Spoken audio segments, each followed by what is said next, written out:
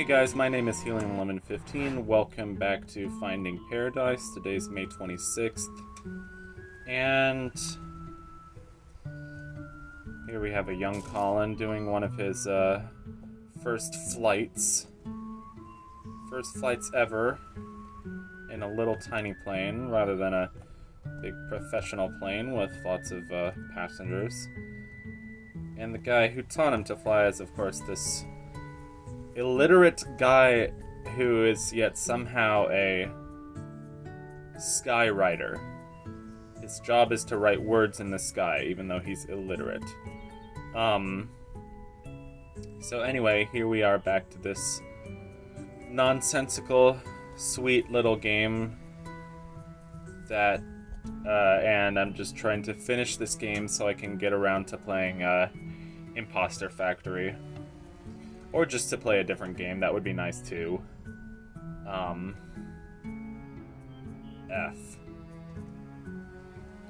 Yeah, anything? Okay, well, we're just walking around an airport runway and enjoying some really nice music, so I guess I can talk for a bit. I've been really enjoying watching a long play of Mystical Ninja starring Goemon for the N64. It's really wacky and really cool, and it's one of those games that I wish I had heard about before. Like, you know, when I was in high school, I was kind of obsessed with all these different obscure N64 games, like Tonic Trouble and Rocket Robot on Wheels, Space Station, Silicon Valley. Those two I actually have. I actually have Rocket Robot on Wheels and Space Station Silicon Valley. I just haven't... Wait, I have all 5 of the stupid things. Bam, right to the noggin. Another headshot, Eva. No scope. Booyah, give him the concussion. She's about to give you a concussion. I knew it. Yeah, I actually have Rocket Robot on Wheels and Space Station Silicon Valley. And now I have them as ROMs. Just because it's easier to play stuff on the computer rather than a real N64, although it kind of loses the magic. But, like, my N64 controller is admittedly being a little clunky. So, that's never good. But you know, and other ones. There's lots of other weird N64 games, like Duck Dodgers starring Daffy Duck. There's Earthworm Jim 3D. There's Blues Brothers 2000. Of course he misspelled Mary. Of course he misspelled Mary. Damn it, Barry. Well, he did warn him. Misspelt proposal. So that's why he got fired. Yeah, he did say he was literally illiterate. Anyway, this is a very pretty scene with the rooftop and the trees. It's too bad that it's so short. Okay, for this memento, it's actually a bit of a puzzle. Would you look at that? I'm actually having to think. Imagine. Imagine. Oh, there we go. That kind of happened more or less by accident, but, you know, we're okay with that. Oh, I played the first few minutes of the, at least he remembered his proposal. I played the first couple of minutes of Freddy Fish 3, The Case of the Stolen Conch Shell. I do have it, like, kind of a thing where I'm trying to play all the Humongous Entertainment games. Maybe except for a few, but, you know, as you know, I've done all of the Pajama Sam games except for 4 and the arcade. Oh, don't take it so personally. It's not like Colin's your husband. That's not what... never mind. Yeah, okay, so back to this subplot, investigating this strange woman who's in Colin's memory, except for his wife. Because she's been there since childhood, but she's still there. as a young adult. Like, how old must Colin be? He's in his 20s now? It's your first rehearsal with them, right? You're nervous enough as it is. Hey, I'm not nervous. And even if I, were... Well, you being there would help. I guess, but I can't always hang around, you know?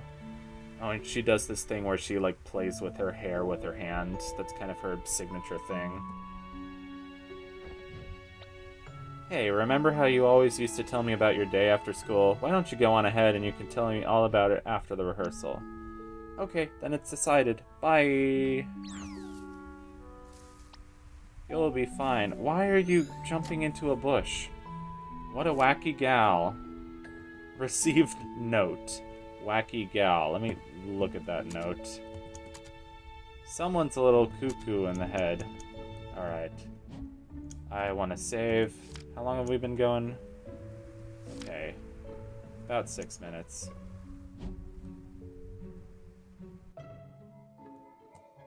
I've also been playing Silo Sybil, which is a great game. A kind of Crash Bandicoot-inspired indie game. It's quite hard. It's quite enjoyable. Something is off here because the music's all spooky. The music is very spooky. It feels like a Metroid Prime thing, or a Metroid Dread thing. Feels kind of like a Metroid Prime thing. Okay. We need 2 more orbs. There's a piano, there's a violin or something. Maybe it's his cello. There he is. Womp womp. Is this the right place? Oh, I know who that is. That's Sophia. That's how we met Sophia. Do-do-do-do-do.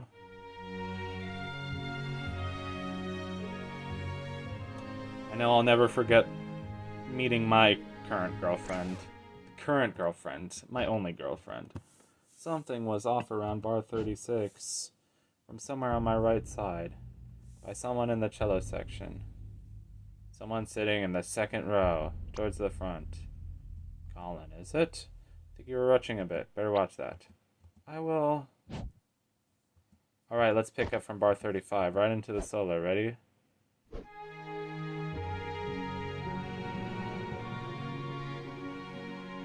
Is it gonna be a piano solo?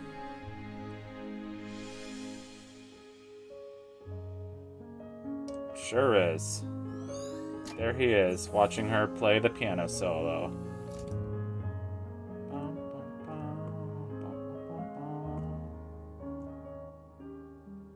Bye.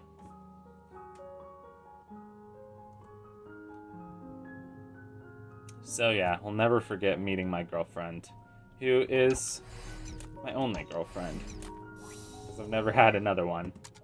But, you know, she's my soulmate, she's my partner, as it were.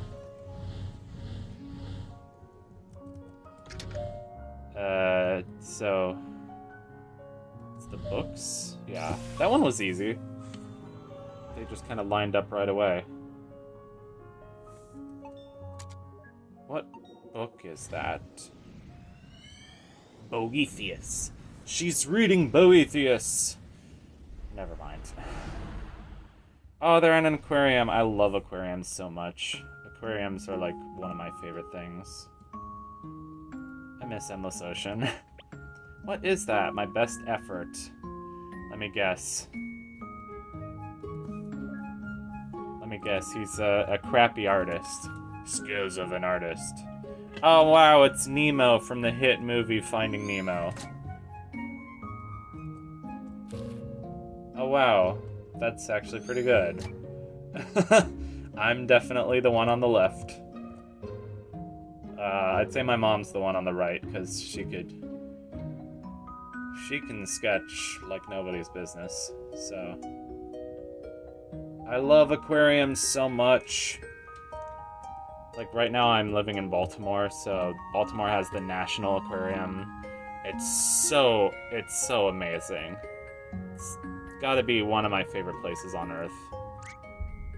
Oh my god. It's Baltimore.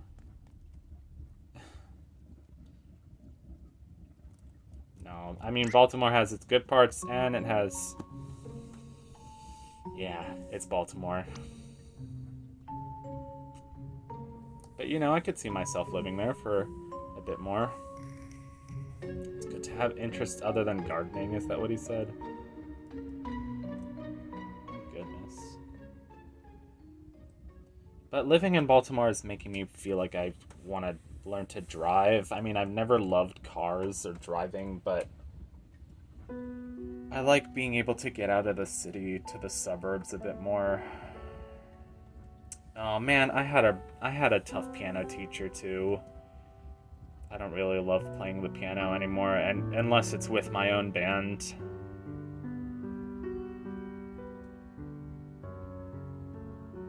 I still kind of enjoy playing the piano, but I don't enjoy like practicing and stuff.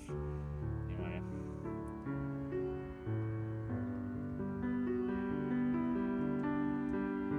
I guess I have a weird way of seeing things. To me, it doesn't matter which path I take as long as I make the most of it. There's only so little time in this life, and we'll never be able to do all that we want. No matter what we do, there'd always be other things to try, other paths to take. So in the end, I think I just have to be satisfied with the ones that I took. I'm just blabbering now. Enough about me. How about you? What made you want to become a pilot? I wanted to fly to places. That's it. A long time ago, a friend of mine went somewhere far away. Guess I just wanted to go find them again. Anything important going on up there? Not sure, I was staring at the sharks. I think that's a bit too many sharks. If you asked for my opinion, but I know you didn't, so... Alright, let's find that dang old memento. Dang old drums. Dang old memento.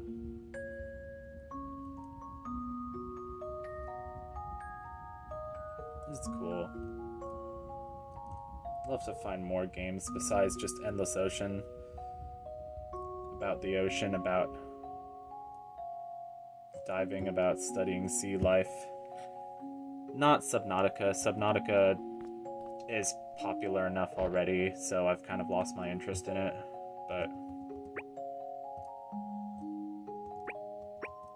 whatever. Wow, for a cephalopod it sure is cuddly. Did you know that cephalopod comes from the word for head and the word for arm? Yeah. Oh, thank you. I did not mean to do that. Although I like how that's kind of like a generic, like, sci-fi sound effect. Like, it was in Mango Plumo's Space Adventure, which it was, like, my favorite computer game as a kid. Right. Maybe I'll figure out a way to do Mango Plumo's Space Adventure on this channel. I have no idea. Because I've been watching a lot of channels that do, like, exclusively CD-ROM games. And there were a few that I played as a kid that I don't see very many people do online. Like, I don't see very much of the Beethoven Lives Upstairs CD-ROM game. So, you know, I'm always trying to figure out videos that will get slightly more views because I haven't had... In the last couple years, I haven't had a lot of playthroughs do that well in terms of viewership, besides, like, Pajama Sam 3 and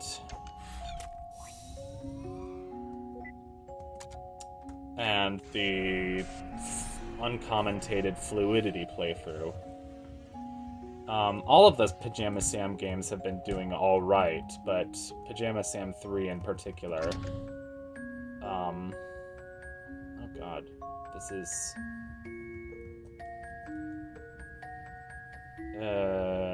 this is interesting.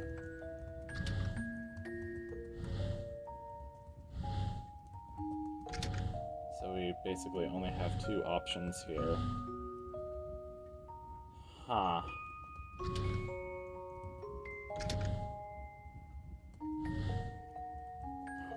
Uh-huh.